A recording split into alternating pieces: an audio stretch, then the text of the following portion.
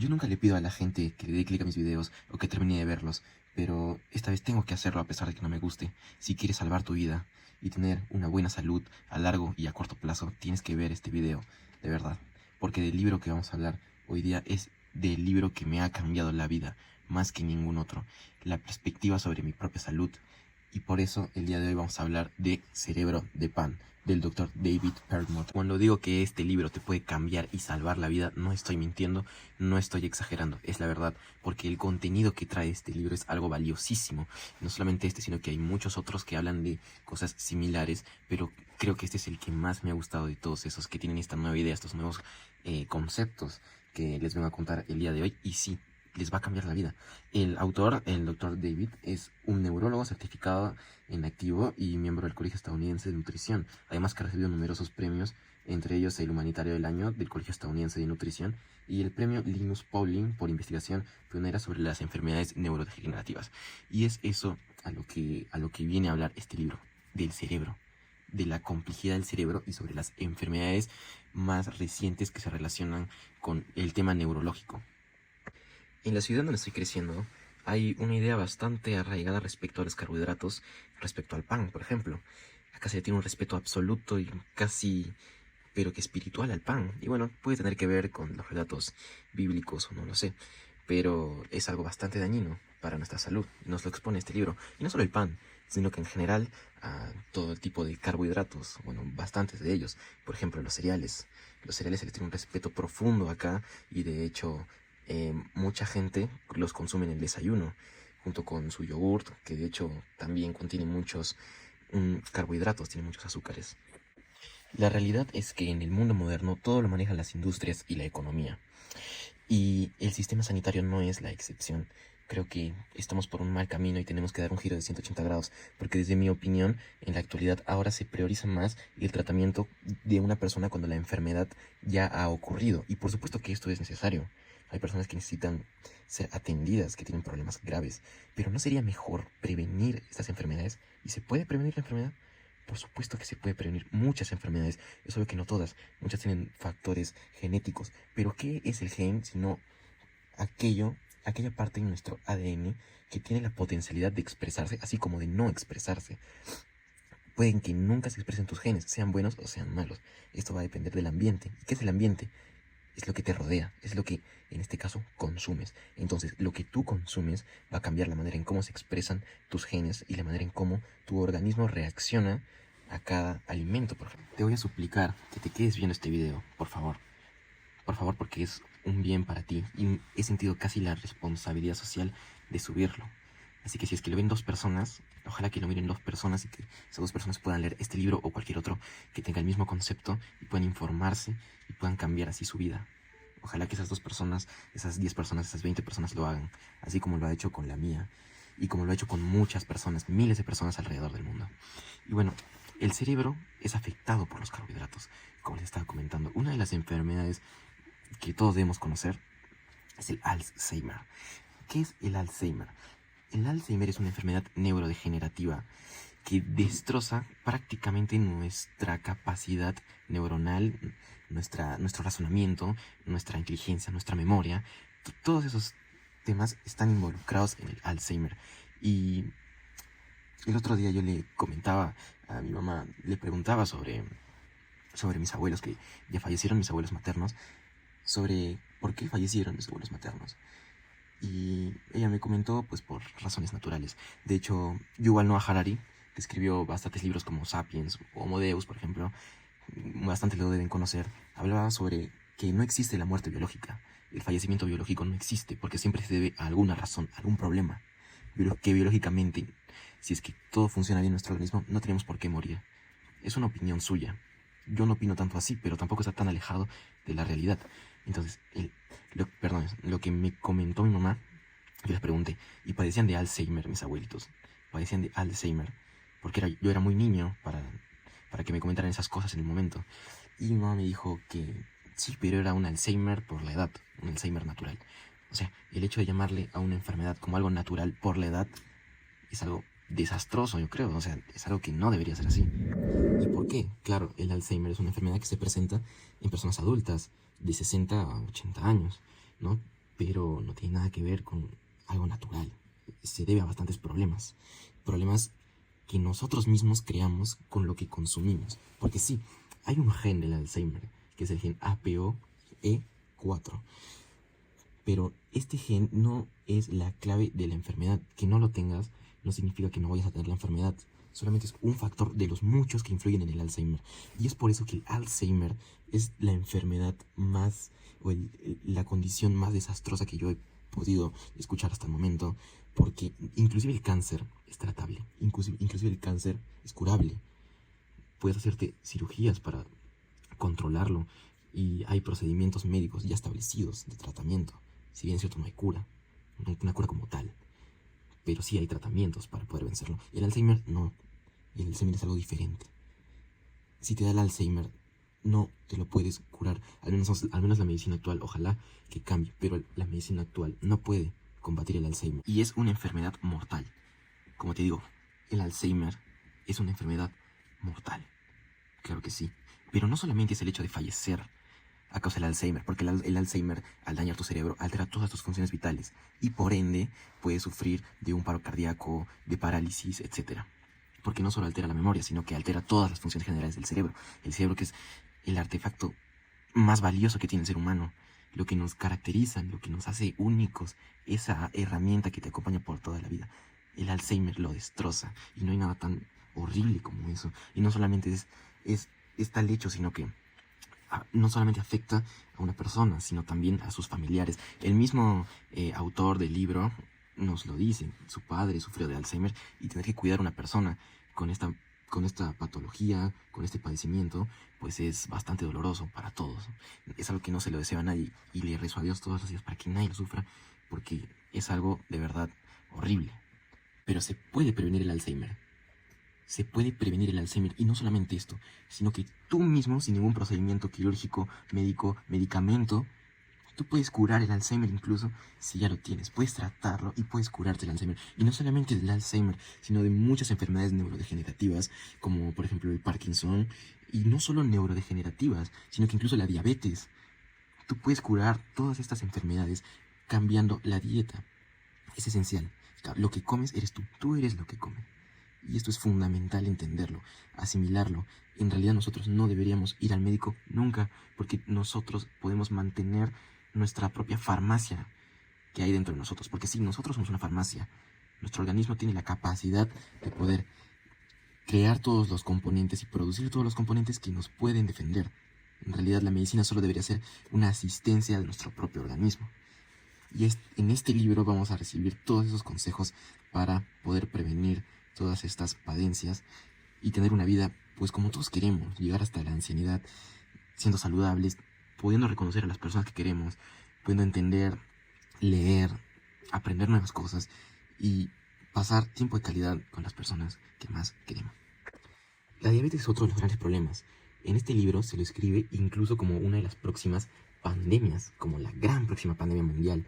Y es que la realidad es que sí, es así. En todas las partes del mundo la gente empieza a consumir más carbohidratos y los números de diabetes se multiplican cada año. De hecho, en Estados Unidos, para el 2030, si no me equivoco, van a haber más de 50 millones de diabéticos. Es una cifra absolutamente desgarradora. Es que la diabetes no solamente afecta a nuestro aspecto, como muchas personas creen, sino que todo tu interior, todo tu cuerpo, incluso tu cerebro está dañado. De hecho, hay una correlación bastante significativa. Muchos estudios han comprobado que el haber tenido diabetes puede generarte una consiguiente Alzheimer en tu futura adultez. Y no solamente no es por el hecho de haber tenido diabetes, sino por lo que consumes. El hecho de que lo que consumes te generó dos cosas: diabetes y posteriormente, por el tema de la resistencia a insulina, que después voy a explicar, Alzheimer. Y es que sí, este libro rebosa, pero rebosa una barbaridad de argumentos científicos, bastantes estudios, muchas comprobaciones que no solo se han llevado en los últimos años, en los últimos 20 años, sino que en la actualidad siguen habiendo y hay cada vez más información sobre el tema y cada vez se le está dando más y más relevancia al tema del consumo de grasas, como voy a proceder a explicar, porque sí, la clave está en consumir más grasas y menos carbohidratos. Y esto es otro choque cultural que tiene este libro en nuestra sociedad, porque ¿quién no ha escuchado a lo largo de toda su vida que las grasas son, vamos a poner aquí Capitán América para que nos acompañe, porque tengo la razón, ¿no? Capitán América, bueno, no sé si la tengo, pero es algo en lo que creo firmemente ahora. La ciencia nos dará la razón o nos lo refutará, pero como les estaba comentando, a lo largo de toda mi vida he escuchado que las grasas son algo malo, que las grasas son dañinas, que debo evitar el consumo de grasas, que no, las grasas son lo peor. Mejor, en vez de una grasa, cómete un pan, mejor, en vez de grasas, come frutas, en vez de grasas, come lo que sea. Cabe aclarar que las frutas, de hecho, tienen bastante fructosa. Las frutas que consumimos ahora no son igual a las frutas que antes se consumían. Y de hecho, las frutas actuales tienen bastante fructosa, que es glucosa, que son carbohidratos. Entonces, tenemos que entender que las grasas son algo muy bueno para nuestro organismo, algo necesario. Y es que el cuerpo es algo tan maravilloso. El sistema, la fisiología del ser humano es algo tan maravillosa que no genera algo, no necesita algo que no va a utilizar. Y es que sí, las grasas son algo necesario, es algo que tenemos que utilizar. De hecho, nuestras células están formadas por grasa, tenemos una capa lipídica, lípido, es decir, grasas. La mielina, por ejemplo, la mielina que está en el cerebro, la mielina es algo muy importante porque, para que se lo entienda, es lo que permite la agilidad mental, el que las descargas eléctricas entre dos neuronas funcionen de manera correcta y de manera rápida, porque hay conexiones neuronales y la mielina es, por así decirlo, como las rieles de un tren, ¿no? Entonces, esta mielina permite ese desplazamiento eléctrico que al final hace que razonemos de una manera rápida, que podamos recordar, pensar y funcionar correctamente. Esa es la importancia de la mielina, es un agilizador de estas conexiones neuronales. Y como podrás suponer, sí, la mielina también se forma en base a grasas. Pero entonces, ¿por qué? ¿Por qué creemos esto? ¿Por qué creemos que las grasas son lo peor? Se ha relacionado muchas veces la grasa con el infarto. Seguro tú habrás escuchado, no consumas porque te va a subir el colesterol y te va a dar un infarto. Ok, esto ya se ha desmentido. Y como les digo, no es que se ha desmentido hace poco, no es que se ha desmentido ayer, sino que llevan siendo años que se lleva desmintiendo este mito que tienen los médicos y que tienen los científicos, ciertos científicos, que voy a aclarar, en el mundo. Y es que es difícil que una comunidad científica mundial cambie el pensamiento, porque claro, si lo pensamos, los médicos que nos dan la información de qué tenemos que consumir se han graduado hace 20 años, hace 30 años, o hace, ya, en el mejor de los casos, si se han graduado hace un año, pero no han recibido y no siguen recibiendo la información que se necesita sobre estos aspectos, pues probablemente es que estén equivocados y piensen que la causa del colesterol, de los infartos, es un elevado colesterol por las LDLs, por ejemplo, que son las lipoproteínas de baja densidad, que, bueno, ahorita les voy a explicar, pero creo que entiendan ese punto, y el mismo libro lo dice. El punto es que tenemos que desmentir a la comunidad científica actual, tenemos que desmentirla, y tenemos que sacarnos el chip. Lo primero para leer este libro es sacarnos el chip. Igual que con el ayuno intermitente. Yo ya les he hablado sobre el ayuno intermitente y es algo que va relacionado también con esto, de hecho, muy relacionado. Después, cuando les explique cómo lo apliqué a mi vida, van a darse cuenta. Pero tenemos que sacarnos el chip, por favor, sáquense el chip de que las grasas son malas y de que los carbohidratos son buenos, por favor. Para explicarles lo del infarto, sobre cómo este libro nos explica, de manera sencilla en realidad, de manera sencilla, aunque usa bastantes términos médicos, creo que en general es bastante sencillo. Y la primera parte del libro es sobre todo para que comprendamos cómo afecta biológicamente, químicamente, lo que les estoy comentando. Pero la subsiguiente parte es sobre justamente los hábitos que tenemos que aplicar, cómo tenemos que consumir, qué tenemos que consumir, cuánto también nos habla de ejercicio, obviamente, para poder remediar todos los efectos que podemos tener a largo plazo, ¿no? Pero entonces, para explicar brevemente sobre qué es lo que en realidad sucede con el infarto, no es que las grasas sean malas, porque las lipoproteínas de baja densidad, que es lo que se pensaba, de hecho se piensa que genera el infarto, es un transportador de las grasas, por así decirlo, es como un carro que transporta las grasas a través de esos maravillosos tubos que transportan bastantes nutrientes y oxígeno en nuestro cuerpo, que son las arterias, por medio de la sangre. Entonces, por ahí transcurre el carro de la lipoproteína llevando a personas. Las personas son necesarias, como ya les dije, para cumplir todas las funciones vitales del cuerpo, porque las grasas son necesarias en todos lados. Entonces, solamente tienen que transcurrir, tienen que pasar de un punto A, que es el hígado, a un punto B, las zonas periféricas del cuerpo. Y de hecho tenemos más lipoproteínas que no se consideran malas bajo la comunidad, porque lo que hacen es eliminar la grasa, pero en realidad también la transportan, no la eliminan. Transportan las grasas como la VLDL, la HDL también, de un punto A a un punto B de la misma manera. Lo que sucede no es que estas se acumulen en las arterias, como les digo, es un carro que simplemente se va a quedar en la pista y va a ocasionar tránsito. Los carros no quieren hacer eso, quieren llegar a su destino. Es lo que quiere un conductor, que llegar a su destino. El problema no son las grasas, son los carbohidratos. ¿Por qué les digo que son los carbohidratos? Por el problema de la oxidación. Los radicales libres, atacan las LDL, estos carros, los atacan, los desmantelan, por así decirlo, y les impiden cumplir su función, sobre todo la función neuronal, porque como les digo, esto va al cerebro, es necesario en el cerebro, no solo en la mielina, sino en diversas otras zonas son necesarias. Y estos radicales libres, que son moléculas liberadas, son como destructores de todos los componentes celulares, porque no solo son de las LDL, sino que afectan todas nuestras células. Estos radicales libres que afectan se llaman proteínas glicosidadas. Y estas glico viene de glucosa. ¿Qué es la glucosa sino un carbohidrato? Ese es un ejemplo breve sobre el tema del infarto, ¿no? Pero el libro desmiente así muchas otras situaciones y nos da bastante información sobre el tema de los carbohidratos. Y es que los carbohidratos están en todos lados, no solamente están en la torta. Para aclarar, los carbohidratos no solamente están en las tortas, por ejemplo, en el azúcar refinada, sino que están en todos lados. Por ejemplo, en el almidón, no solo los panes, sino las harinas, en todas las harinas, en los tallarines que comemos. Y en los granos también hay muchos granos que tienen carbohidratos como el arroz, el maíz, la avena, el centeno, el trigo. Todos los granos que creíamos que nos hacían bien, en realidad tienen un exceso de carbohidratos. Y, por ejemplo, el índice glucémico, es decir, la cantidad de glucosa, porque lo que consumimos al final se degrada en sus moléculas más pequeñas, ¿no es cierto?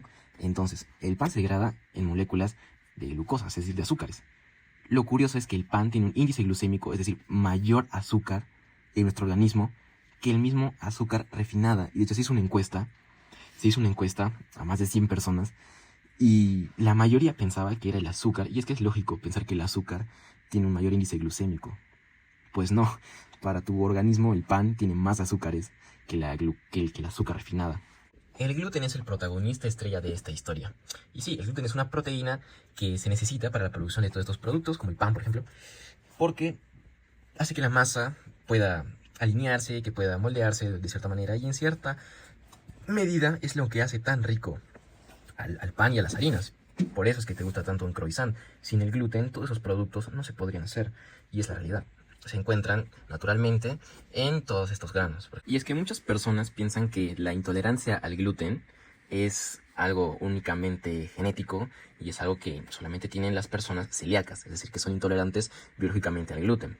Y la verdad es que no. De hecho, hay más de 30 funciones que el gluten puede alterar en nuestro organismo si es que tenemos cierto grado, aunque sea mínimo, un grado aunque sea mínimo de intolerancia. Entonces, así como hay intolerancia a la lactosa, también hay intolerancia al gluten. Y la mayoría de personas, aunque no lo sepan, son intolerantes al gluten. Según este libro, solamente un 2% de la población mundial es tolerante al gluten en un 100%. Es decir, totalmente. Es casi imposible que tú no seas, aunque sea en un bajo grado, intolerante a esta proteína que es el gluten. ¿Por qué es tan malo el gluten, esta proteína? Porque sí, es una proteína, no todas las proteínas son buenas. ¿Por qué el gluten es tan malo? Pues porque la intolerancia al gluten, aunque sea mínima, afecta también al sistema inmunológico. Eso que nos permite defendernos de todos aquellos agentes extraños que quieran atacar nuestro hermoso organismo, ¿no? Nuestro cuerpo tan querido. Y es que el gluten altera o inhibe los antioxidantes, como el glutatión en el cerebro, por ejemplo. ¿Qué son los antioxidantes? Ya les había comentado un poco sobre los radicales libres, ¿no? Que dañan todas nuestras células. Pues son estos antioxidantes, como los que consumimos en alimentos, justamente. Son estos antioxidantes los que combaten los radicales libres para que no dañen nuestros tejidos, nuestros órganos. Entonces lo que hace el gluten es inhibir, por ejemplo, como les comenté, el glutatión, que combate los radicales libres. Es un antioxidante, justamente. Eso que todos necesitamos tener y algo tan necesario. Y de hecho, el gluten que encontramos en este tipo de carbohidratos también generan la enzima COX-2, que promueve la producción de prostaglandinas. ¿Qué son las prostaglandinas? ¿Qué son estas? Bueno, son sustancias inflamatorias, de la mano de las citocinas. ¿Qué contrainflamatorias dirán? Bueno, nosotros no solamente podemos tener una inflamación como cuando nos golpeamos, sino que también hay una inflamación generalizada dentro de nuestro cuerpo, porque así como la inflamación es externa y podemos observarla cuando tenemos alguna herida o algún golpe, también es interna, cuando nuestro cuerpo produce inflamación para poder combatir ciertas patologías, ciertas enfermedades dentro de nuestro propio organismo. Y sí, es algo necesario poder ser capaces de inflamar en ciertas ocasiones nuestro cuerpo. El problema está en cuando no necesitamos la inflamación, que nos causa más perjuicio que beneficio. Y es justamente acá donde vienen antiinflamatorios como el ibuprofeno. De hecho, se ha relacionado el ibuprofeno con una reducción de las posibilidades del Alzheimer. Bueno, pero ahora me dirán, mencionaste que la diabetes es una causa del Alzheimer. Pues, ¿cómo así? ¿Qué es la diabetes? La diabetes tipo 2, porque hay dos tipos de diabetes. La diabetes tipo 2 es la resistencia a la insulina. Y la diabetes tipo 1 es, por el contrario, la incapacidad de producir la insulina. A ver, pero ¿qué es la insulina? ¿Por qué es tan importante? ¿Por qué es tan importante la insulina? Y el glucagón también. Son hormonas en nuestro organismo. Hormonas que están todo el tiempo, bastante parte del tiempo, circulando por nuestro torrente sanguíneo y cumpliendo su función. ¿Cuál es su función? Regular el metabolismo, es decir, lo que comemos. Lo que hacen es poder recibir los carbohidratos que están circulando por nuestro cuerpo, que las células lo puedan recibir. Y ya dentro de las células van a venir todos los procesos metabólicos, etcétera, etcétera, etcétera, para producir energía. Entonces sí, los carbohidratos son necesarios. Por supuesto que sí. Como todo, como las grasas, son necesarias en su debida proporción. El problema es que ahora hay un exceso de carbohidratos en la mayoría de nosotros. Entonces lo que hace la insulina es recibir esos carbohidratos y así bajas el nivel de glucosa en sangre, ¿no? ¿Se entiende? El nivel de azúcares en la sangre. Eso seguramente ya ustedes lo saben, solamente es para aquellos que son muy jóvenes y tal vez no lo sepan. Bueno, sencillamente es eso. El problema está en que en la diabetes las células no pueden recibir correctamente los carbohidratos. Se debe a los problemas de la insulina. En la diabetes tipo 1 no hay insulina. No hay insulina. Es decir, no hay nada que pueda hacer que nuestras células lo reciban esos carbohidratos, que los absorban. Pero en la diabetes tipo 2 sí hay la insulina. El problema es que nuestras células son resistentes a la insulina. Es decir, ¿qué es la resistencia a la insulina? Se genera por tolerancia. ¿Qué es sino la tolerancia? Como algo que se genera por un exceso. Es decir, en todo nuestro cuerpo hay tolerancia siempre a ciertas sustancias. Si consumes una taza de café, vas a sentir cierto efecto. El efecto que tiene el café, ¿no? Te vas a sentir más despierto, probablemente, con más energía y todos los efectos positivos que tiene el café. Para que puedas sentir los mismos efectos positivos del café, después de 2 años de consumir todos los días café, vas a tener que consumir mayor cantidad. Porque tus células, por así decirlo, se acostumbran a la dosis de café y siempre van a requerir más para sentir el mismo efecto. Pues lo mismo es con la insulina. Si nosotros consumimos mucha insulina, lo que hacemos es que nuestras células generen este tipo de tolerancia, por así decirlo, y necesiten más insulina para recibir la misma cantidad de azúcares. Entonces necesitas más insulina para recibir la misma cantidad de azúcares. Y cada vez más, y cada vez más. Y tu cuerpo va a estar produciendo más y más y más insulina. Y tú no te vas a dar cuenta. Y de hecho ese es el problema muchas veces de la diabetes. Uno no se da cuenta que va a padecer diabetes, que está a punto de tener diabetes, porque tu cuerpo sigue funcionando normalmente para ti, pero adentro tuyo, tu cuerpo está produciendo bastante insulina para que pueda entrar a tus células, para que puedas vivir. Cuando tus células se vuelven totalmente impermeables a la insulina, cuando la insulina no puede funcionar para nada, así produzca lo que produzca, se genera la famosa diabetes tipo 2. ¿Pero qué es la diabetes tipo 3? Porque hay una diabetes tipo 3, tal vez no científicamente hablando, pero en el libro, la diabetes tipo 3 es el Alzheimer. La diabetes tipo 3 es el Alzheimer. Que es un tipo de diabetes tipo 2, en realidad. Entonces, la diabetes tipo 2 afecta también nuestro cerebro, y es lo que les comentaba como diabetes tipo 3, cuando nuestras células cerebrales son incapaces de recibir los carbohidratos correctamente. ¿Y por qué es un problema? Bueno, a nivel neuronal principalmente, porque matas de hambre a tus neuronas. Ok, es su comida, y las matas de hambre. En primer punto. Segundo punto, tu cuerpo pierde la capacidad de descomponer las proteínas amiloides. ¿Qué son las proteínas amiloides? Son eso que genera el Alzheimer, son unas masas de proteínas que se puede ver bastante bien en el cerebro cuando sufres de Alzheimer. Además que generan inflamación los carbohidratos. El no tener carbohidratos necesarios generan también una inflamación. Y esta inflamación daña las células. lo que puede generar, ¿qué cosa? Una aterosclerosis cerebral, ¿ok? Muchos problemas a niveles neuronales, por supuesto. El momento que más me gustó, que me dejó más alucinado del libro, es cuando me explicó justamente el punto 2 que les acabo de mencionar, es decir, que el cuerpo pierde la capacidad de descomponer las proteínas amiloides que generan el Alzheimer, porque la verdad yo no sabía cómo es que esto sucedía, pero sí, sucede. ¿Cómo está relacionado con la diabetes? Por supuesto, se lo voy a explicar. El culpable de todo son las placas. Estas placas, imagínense literalmente como una placa, está formado por proteínas amiloides. Las proteínas se acumulan y forman la placa dentro de nuestro cerebro que nos daña. No podemos tener algo anormal en nuestro cerebro y daña todas nuestras funciones. Ahora, ¿quién se encarga de degradar estas placas? Hay una enzima. Las enzimas se encargan en todo nuestro organismo de la degradación. Tenemos muchísimas enzimas que degradan muchas cosas y son fundamentales para poder cumplir todos nuestros procesos. Hay una enzima que se llama enzima degradadora de la insulina. Esta enzima, como dice su nombre, degrada la insulina, pero también degrada las placas amiloides. Y esto es fundamental. Entonces, el tener esta enzima permite degradar las placas amiloides. ¿Dónde está el problema? Que estas enzimas degradadoras de la insulina son producidas por la propia insulina. Entonces, la propia insulina se autorregula produciendo sus enzimas que la degradan. Y estas enzimas también degradan las placas amiloides. Y esto explica por qué las personas con diabetes tipo 1 y diabetes tipo 2 tienen igual de posibilidades de padecer Alzheimer. Las de diabetes tipo 1, como ya les había comentado, porque no tienen la enzima, porque no tienen insulina, son incapaces de producir la insulina y por ende la enzima degradadora de la insulina que degrada las placas. Y los de tipo 2 sí tienen insulina, entonces ¿cuál es el problema? Que sus enzimas degradadoras están demasiado concentradas en eliminar la insulina, porque como les dije, tienen un exceso de insulina.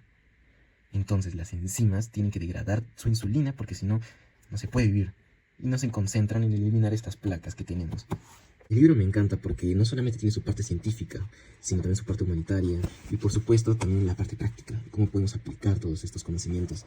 Por eso es que me encanta y no solamente se lo recomiendo a las personas que les gusta la ciencia, como ya he hecho otros libros, a quienes se los recomiendo absolutamente a todos. Es mi experiencia personal sobre estas prácticas, consumir más grasas, menos carbohidratos, prevenir todo lo que se describe en este libro y que he tratado de explicarles un poco. Bueno, pero en mi experiencia personal fuera del ámbito científico he notado bastante mejora, bastante cambio. Incluso yo soy alguien joven, relativamente joven, al menos me considero así.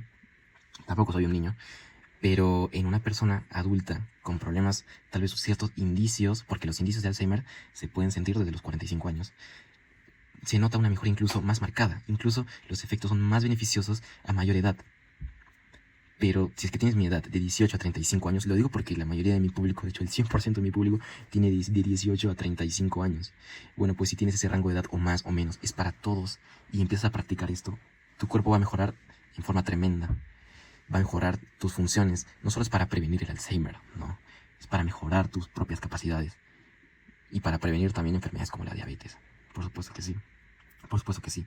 Entonces recomiendo de verdad que lean este libro, como les he dicho. Me ha cambiado mucho la vida. Yo hago también ayuno intermitente. Al tiempo que practico esta dieta cetogénica. Dieta cetogénica es, por así decirlo, consumir más grasas. Consumo más grasas que carbohidratos. Porque como les dije, las grasas son bastante importantes. Y en el libro nos habla bastante de eso, también del omega 3, la importancia que tiene. De hecho, nos dice que gracias al omega 3 es que hemos evolucionado a permitir el crecimiento del cerebro. Donde lo encontramos en el pescado, por ejemplo. Consumir huevo, consumir carnes. Donde hayan grasas, no grasas malas, no grasas procesadas, sino las grasas que de verdad son buenas. En el maní, por ejemplo, en el queso, en muchos productos. Y sí, me han cambiado la vida bastante y el hecho de pensar que me ayuda para en un futuro prevenir de esta incurable enfermedad que es el Alzheimer, me motiva bastante y me pone feliz. Y espero que, si es que ustedes leen este libro o otros libros, por ejemplo acá hay otro, que es Los primeros sobrevivientes del Alzheimer, de Dale Bredesen, un gran investigador que de hecho también colabora con David, nos describen lo mismo. Y es que la tendencia de la medicina va a eso. Cada vez más personas se convencen sobre estas prácticas de ayuno intermitente, porque es algo que científicamente está comprobado, es bueno.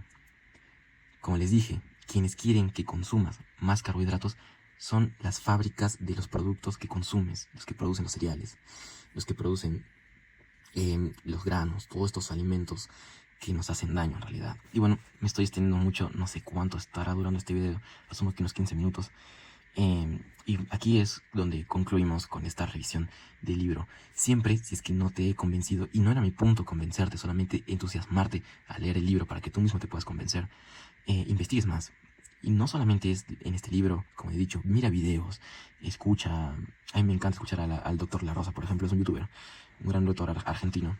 Escucha a quien puedas, consulta también a tus médicos, si es que esto de verdad es verdadero, es real. Por supuesto que lo es, pero siempre hay personas más escépticas y si tienes que comprobarlo tú, hazlo, investiga. No hay nada tan precioso como que tú mismo leas, tú mismo lee, tú mismo lee. Es hora de leer, muchachos. Es hora de leer. Hemos descubierto un nuevo mundo, el mundo de la salud. Por favor, lee el libro, lee otros libros. Acá lo dejo. Muchas gracias por el apoyo que me están dando últimamente. Sé que no subo un video hace mucho y tengo más de 400 suscriptores. La verdad sería maravilloso que las 400 personas que me siguen pudieran ver este video y pudieran cambiar su estilo de vida. Vivan más, vivan mejor, vivan más felices. Estaré subiendo videos capaz más seguido. Hasta luego, muchas gracias por el video. Suscríbanse, denle like y comenten todo lo que quieran, que con gusto responderé a los comentarios. Tal vez no he explicado muy bien sobre los hábitos científicos, pero escribiendo a lo mejor, si es que puedo, sí lo puedo hacer. Hasta luego, muchas gracias, nos vemos en el próximo video de Hora de Leer.